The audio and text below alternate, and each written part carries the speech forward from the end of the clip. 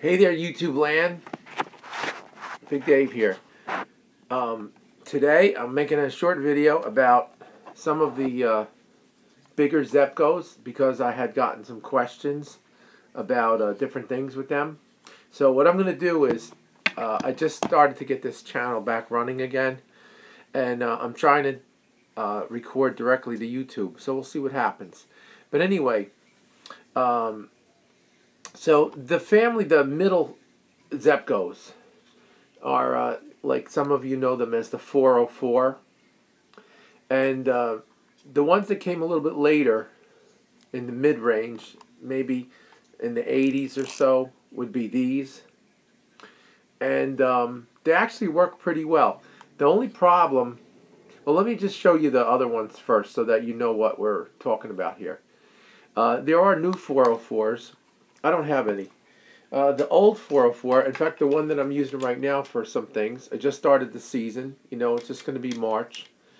And this is an older one even. So, late 60s, early 70s maybe. And it has the switch on it so you can release the line. But it doesn't have a clicker. So, there's no stop. So either you have the drag, which you can adjust with the dial, or you can open up the reel using the switch, and then if you were to get a fish that needs to take a line, it'll just pull it and you'll notice it, but it has no clicker. I like this reel. It's pretty trouble-free. It has the casting disc inside. Let me see if I can just take the front off really quick, the cone, and you'll see the wheel that's inside. And when you go to cast, this pushes out and it releases the line. So that's the way this one pretty much sets up. It's a simple design, and honestly I have very little trouble with the casting disc in these. Let me just go on to another one and we'll talk a little bit more. Okay, so here's the a slightly newer model, and this has a plastic foot. You can get these on eBay. There's a lot of them around. I even got a few of these brand new for just you know, not much money at all. These have the casting disc, same kind of style, where once you engage the line, it catches into one of these hooks and it pulls through it. Now the one thing is, if you get an older one, you have to take it apart, clean it, and even if it's like pretty new, you have to lubricate the inside. Now what you use to do it, you can use any reel grease, reel oil. You can use Vaseline. I've been using Vaseline for years, and just basic 3-in-1 oil on the back. I never have a single problem. So I know sometimes people, they write and they go, oh no, you can't use Vaseline or whatever. I never have a single problem. As a matter of fact, it's one of my favorite things to work with here. But I also have been recently testing the Penn reel grease and reel oil, which you can get from Penn. It's like a blue color. So all of these have a nut in the front that takes the casting disc off. And what I find the best thing that works for me is a small closed wrench like this. Now, it's usually 5/16 size.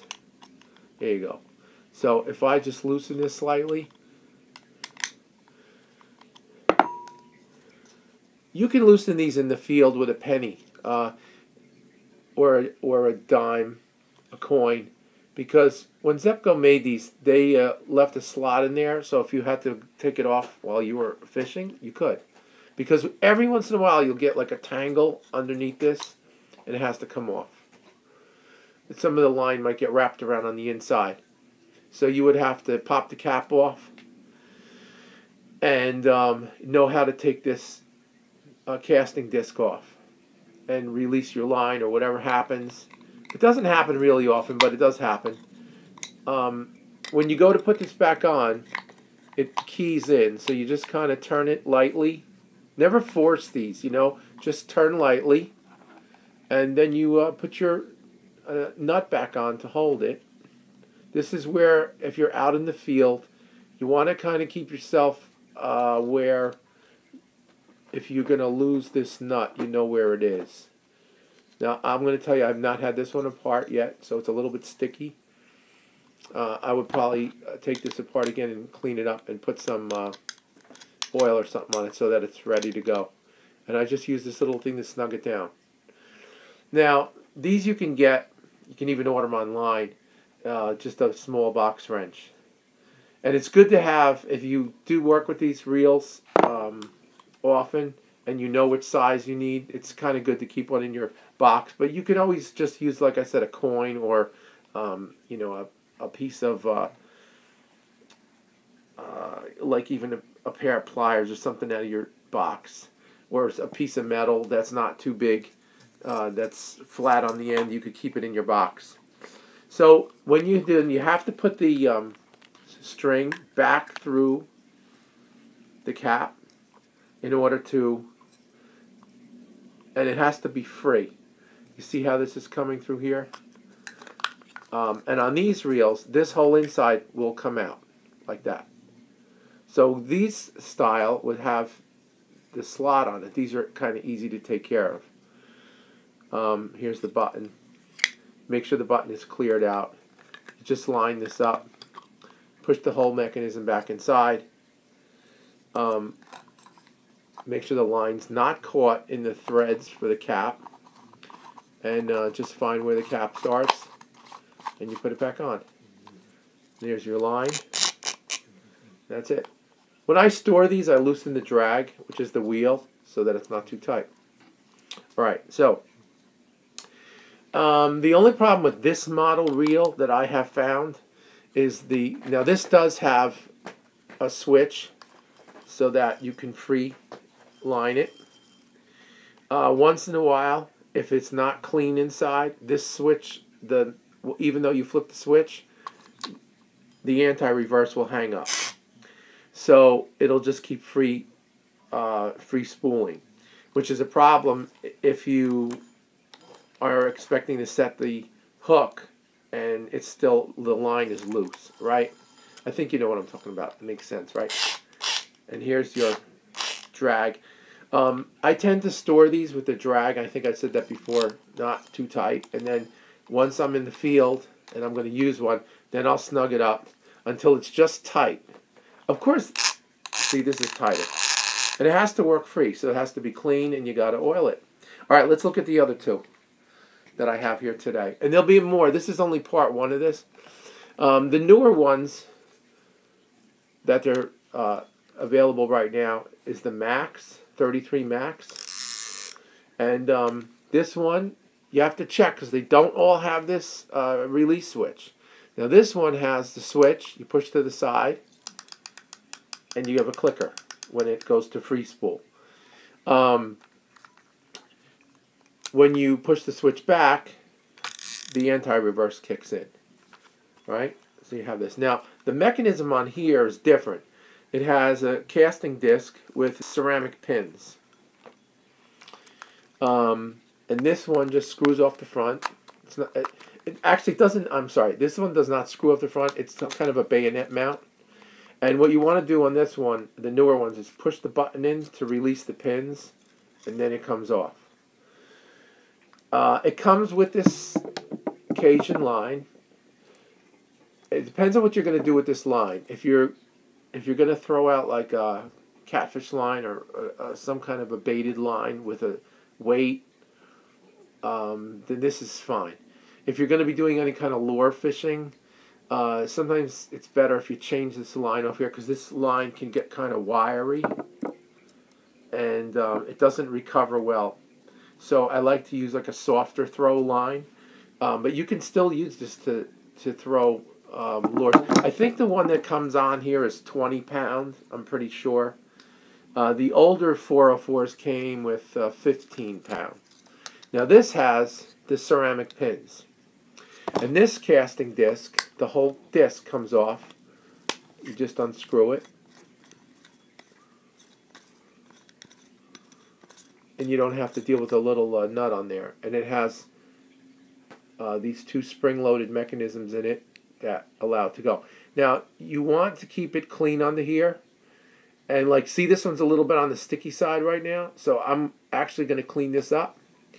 And put a little drop of oil in there. And it'll be good to go for quite a while. You'll know if it's going to get hung up. Now, I have broken one of these. And I broke the ceramic pin off. So you can... This is an orderable part. It's not, I mean, it doesn't cost that much. I have like 2 spare ones of these. They send you the whole thing. So you don't have to be messing around with the, you know, with changing pieces out or anything. Plus it's all riveted in. So if you get the whole casting disc, you can replace it. I've only broken one. I have a couple of these reels. I have like 3 of these. I've only broken one. I broke the ceramic pin off. And it still worked because I had one more pin. And it was okay. Alright? So, that's what this is. The drag on here, on the new ones, is really smooth. It's a really nice, you can really set it to a looser. And then if you want to snug it up, it gives you a lot of distance to make adjustment. And here's it's tight. So you can handle a bigger fish on here too. Okay, so let me go to the last one I want to show you today. This is, I call these the garbage can model because they kind of look like a barrel. This is a 733. Now, sometimes it was called a hog. And it comes with either, I think when they originally sent them out, it came with either 20 or 25 pound line. I'm not positive. I think this one has 25 pound line. I'm pretty sure. Yes, it's very... No, I don't know. This is 20, it looks like. Okay, but I do know I have one of these that has 25 pound line on it. And I don't know what model it is. Same thing here. This style, the drag on these is nice and smooth. The only thing is, my only thing with this particular model is when you make the drag tighter, I'll show you. Let's see. Okay. Yeah, see, it can get really tight. So if you're not careful, you can snap the line or have some other issue or break the pins. So you want to leave a little bit of space. You should be able to give it something on these. One of the problems with the Zebcos is, and this has the brass pins, by the way. See, it's a different mechanism. It's not the ceramic. These work great. I mean, I think this would be the hog because it has the brass pins. I'm going to pull this off and see. Yeah, you can see in the back here. Whoop. Right? That's it. And again, the other thing is this has a plastic body. You can get this in the metal body, and it's going to cost more, and they're hard to get now. They're not so easy to come up with. But they're around. One other thing I would recommend, because I'm going to run out of time here, and is if you have a little scale, right, kitchen scale, and weigh in these reels and know how much they weigh. Like, for example, I don't know why this one is giving me reading already, and I didn't put anything on it. Okay, so here, this one, I'll just stick the front with it. This is 12 ounces. The new 33 is 12.3, which is interesting that this is actually slightly heavier. And then you get to the plastic body ones. This is only 6.7 ounces. You see? I'm not going to take the other one off the rod and weigh it. But that makes a big difference if you're fishing all day and you're walking around with the reel, how much the reel weighs. Okay? Alright, so this is only part one. I'm going to do some of the bigger reels too, like those Cat Max and the other ones. And then I'm going to take one of these, break it down, or 2 of them down.